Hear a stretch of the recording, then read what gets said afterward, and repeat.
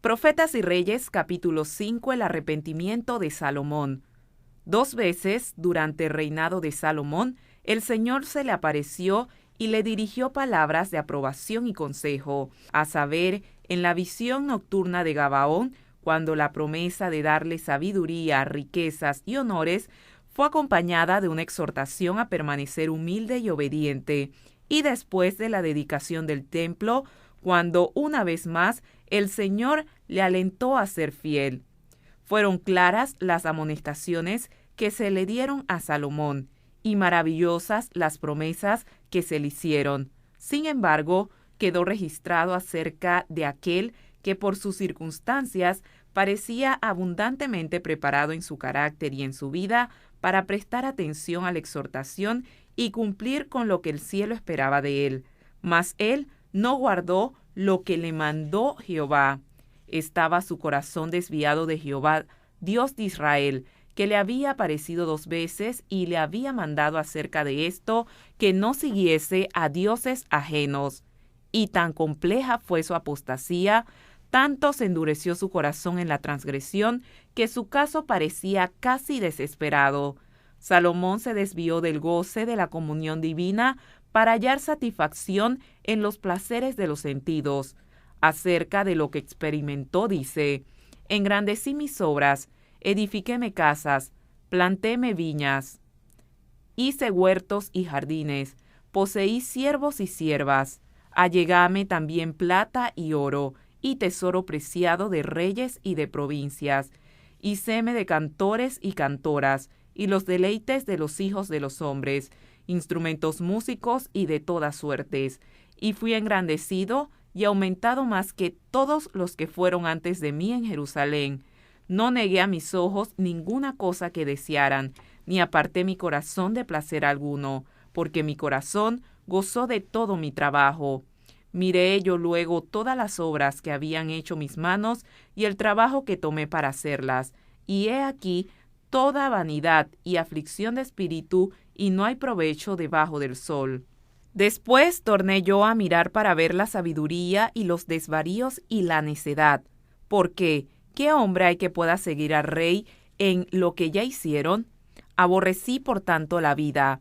Yo asimismo aborrecí todo mi trabajo que había puesto por obra debajo del sol.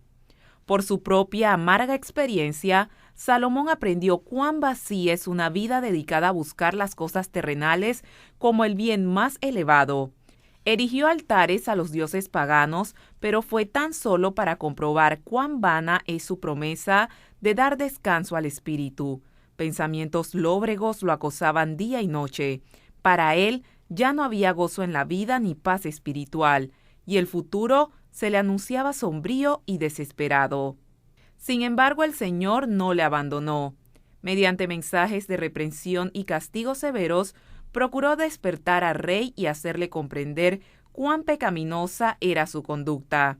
Le privó de su cuidado protector y permitió que los adversarios le atacaran y debilitasen el reino.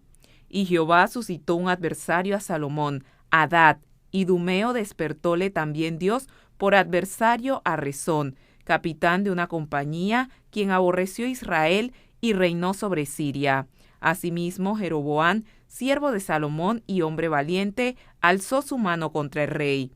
A la postre, el Señor envió a Salomón, mediante un profeta, este mensaje sorprendente: por cuanto ha habido esto en ti, y no has guardado mi pacto y mis estatutos que yo te mandé, romperé el reino de ti y lo entregaré a tu siervo. Empero no lo haré en tus días por amor a David tu padre.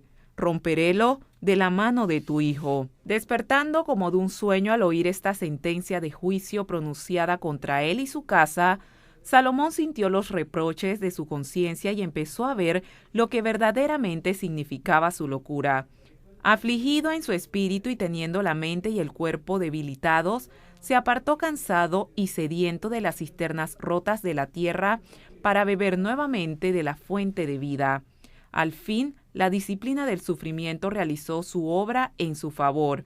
Durante mucho tiempo le había acosado el temor de la ruina absoluta que experimentaría si no podía apartarse de su locura.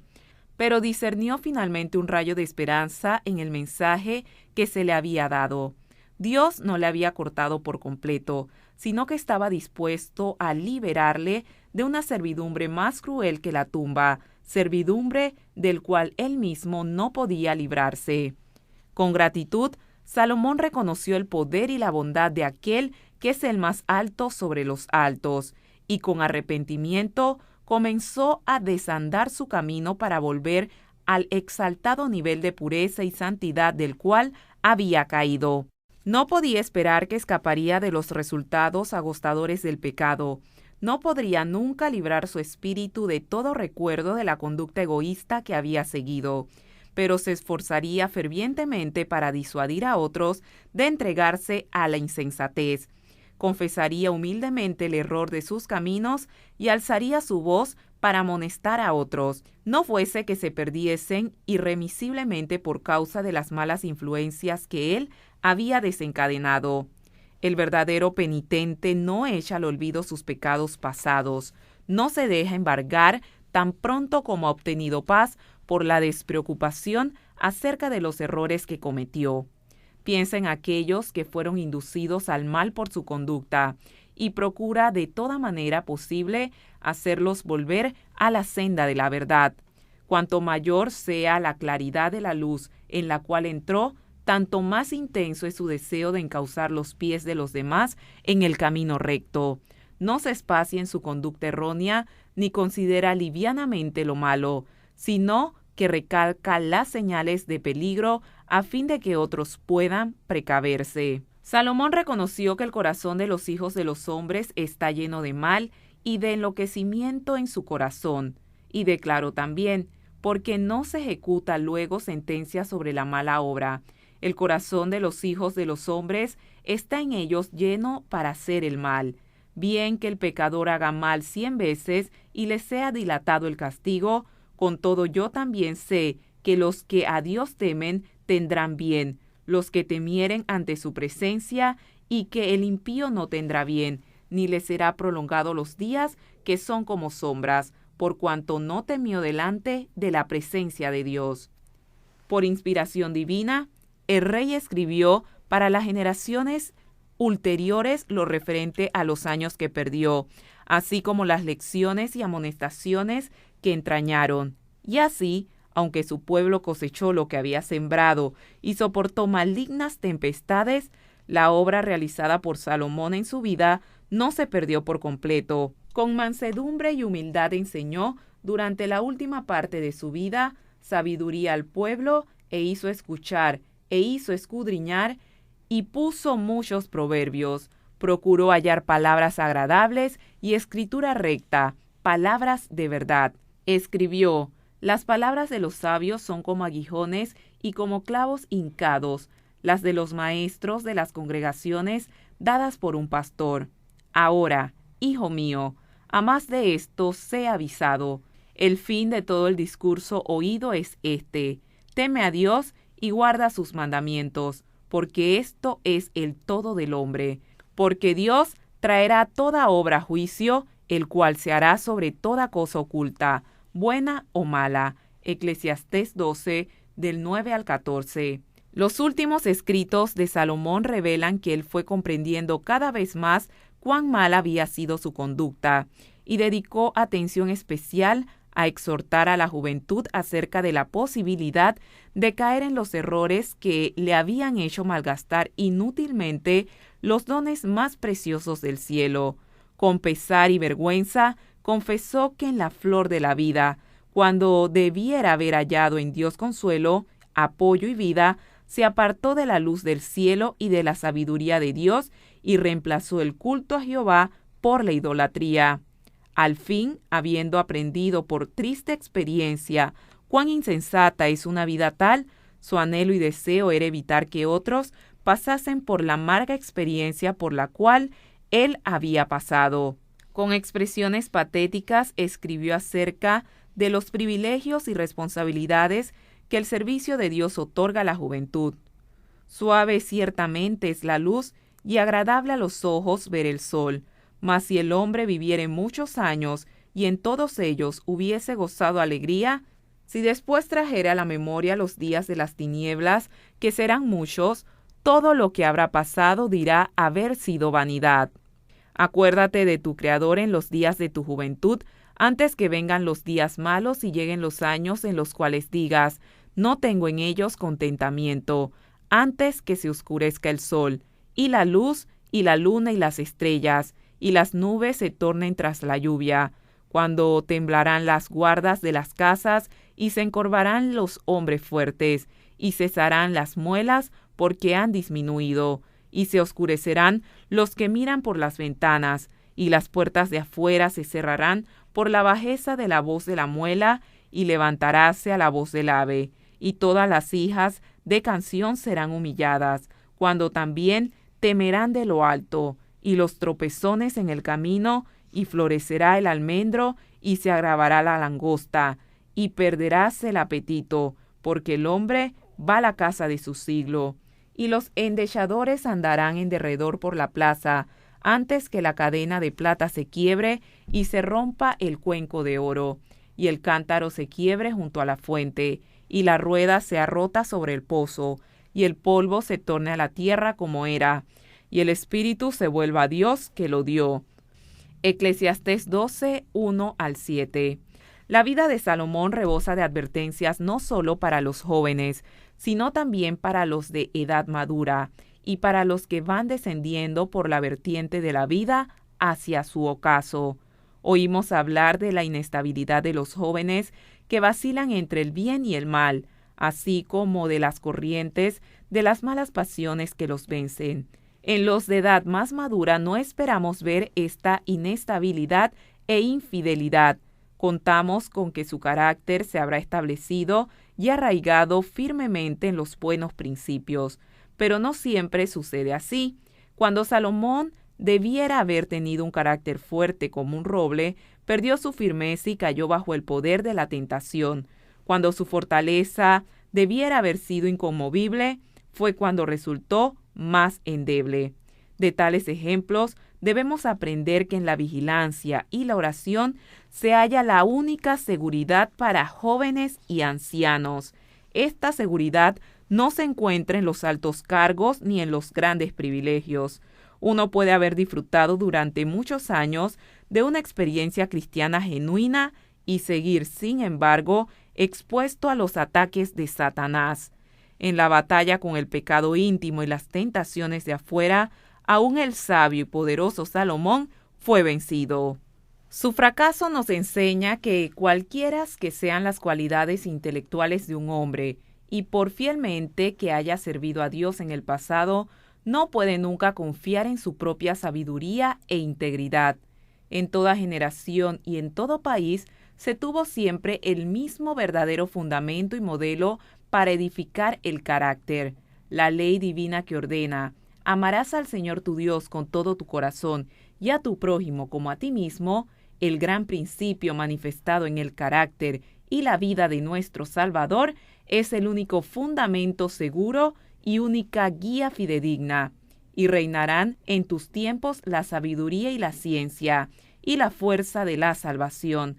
La sabiduría, el conocimiento que solo puede impartir la palabra de Dios. Estas palabras, dirigidas a Israel acerca de la obediencia a los mandamientos de Dios, esta es vuestra sabiduría y vuestra inteligencia en los ojos de los pueblos. Encierran tanta verdad hoy como cuando fueron pronunciadas. Encierra la única salvaguardia para la integridad individual, la pureza del hogar, el bienestar de la sociedad o la estabilidad de la nación, en medio de todas las perplejidades y los peligros de la vida, así como de los acertos contradictorios. La única regla segura consiste en hacer lo que Dios nos dice. Los mandamientos de Jehová son rectos, y el que hace estas cosas no resbalará para siempre. Los que escuchan la amonestación que encierra la apostasía de Salomón evitarán el primer paso hacia los pecados que le vencieron. Únicamente la obediencia a los requerimientos del cielo guardará de la apostasía a los hombres. Dios le concedió mucha luz y muchas bendiciones, pero a menos que acepten esa luz y esas bendiciones, ellas no les darán seguridad contra la desobediencia y la apostasía. Cuando aquellos a quienes Dios exaltó a cargos de gran confianza se apartan de Él para depender de la sabiduría humana, su luz se trueca en tinieblas. La capacidad que les fuera dada llega a ser una trampa. Hasta que el conflicto termine, habrá quienes se aparten de Dios. Satanás ordenará de tal manera las circunstancias que a menos que seamos guardados por el poder divino, ellas debilitarán casi imperceptiblemente las fortificaciones del alma. Necesitamos preguntar a cada paso, ¿este es el camino del Señor? Mientras dure la vida, habrá necesidad de guardar los afectos y las pasiones con propósito firme. Ni un solo momento podemos estar seguros a no ser que confiemos en Dios y tengamos nuestra vida escondida en Cristo. La vigilancia y la oración son la salvaguardia de la pureza. Todos los que entren en la ciudad de Dios lo harán por la puerta estrecha, por esfuerzo y agonía, porque no entrará en ella ninguna cosa sucia o que hace abominación. Pero nadie que haya caído necesita desesperar. Hombres de edad que fueron una vez honrados por Dios pueden haber manchado sus almas y sacrificado la virtud sobre el altar de la concupiscencia. Pero si se arrepienten, abandonan el pecado y se vuelven a Dios, sigue habiendo esperanza para ellos. El que declara, sé fiel hasta la muerte, que yo te daré la corona de la vida, formula también esta invitación. Deje el impío su camino y el hombre inicuo sus pensamientos, y vuélvase a Jehová, el cual tendrá de él misericordia, y al Dios nuestro, el cual será amplio en perdonar. Dios aborrece el pecado, pero ama al pecador. Declara, yo medicinaré su rebelión, amarélos de voluntad. El arrepentimiento de Salomón fue sincero, pero el daño que había hecho su ejemplo al obrar mal no podía ser deshecho. Durante su apostasía, hubo en el reino hombres que permanecieron fieles a su cometido y conservaron su pureza y lealtad, pero muchos otros fueron extraviados y las fuerzas del mal, desencadenadas por la introducción de la idolatría y de las prácticas mundanales, no las pudo detener fácilmente el rey penitente. Su influencia en favor del bien quedó grandemente debilitada. Muchos vacilaban cuando se trataba de confiar plenamente en su dirección. Aunque el rey confesó su pecado y escribió, para beneficio de las generaciones ulteriores, el relato de su insensatez y arrepentimiento, no podía esperar que fuese completamente destruida la influencia funesta de sus malas acciones. Envalentonados por su apostasía, muchos continuaron obrando mal y solamente mal, y en la conducta descendente de muchos de los príncipes que le siguieron, puede rastrearse la triste influencia que ejerció al prostituir las facultades que Dios le había dado. En la angustia de sus amargas reflexiones sobre lo malo de su conducta, Salomón se sintió constreñido a declarar, mejor es la sabiduría que las armas de guerra, mas un pecador destruye mucho bien. Hay un mal que debajo del sol he visto, a manera de error emanado del príncipe. La necedad está colocada en grandes alturas. Las moscas muertas hacen heder y dar mal olor al perfume del perfumista. Así una pequeña locura al estimado por sabiduría y honra. Entre las muchas lecciones enseñadas por la vida de Salomón, ninguna se recalca tanto como la referente al poder de la influencia para el bien o para el mal. Por limitada que sea nuestra esfera, ejercemos una influencia benéfica o maléfica. Sin que lo sepamos y sin que podamos evitarlo, ella se ejerce sobre los demás en bendición o maldición. Puede ir acompañada de la lobreguez, del descontento y del egoísmo, o del veneno mortal de algún pecado que hayamos conservado, o puede ir cargada del poder vivificante de la fe, el valor y la esperanza, así como de la suave fragancia del amor. Pero lo seguro es que manifestará su potencia para el bien o para el mal, Puede llenarnos de pavor al pensar que nuestra influencia pueda tener sabor a muerte para muerte. Sin embargo, es así. Un alma extraviada que pierde la bienaventuranza eterna es una pérdida inestimable.